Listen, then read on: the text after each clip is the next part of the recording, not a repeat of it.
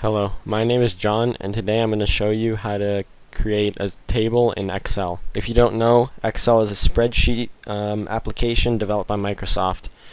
So to create the table, you go into Insert, and then click on Table, and then I'm going to make a table that spans from A to C and 1 to 6. So to do that, I'll keep this the same, and then press the colon, $C,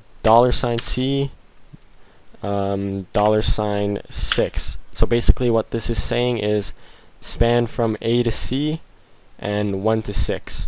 So I'm going to click OK, and now I have a table. A table can be useful because it could sort and organize large informations of data. So for example, I'm going to put these numbers out of order. So 4, 2, 3, 7, 1. And I could click on this drop down menu, and it says from here sort smallest to largest.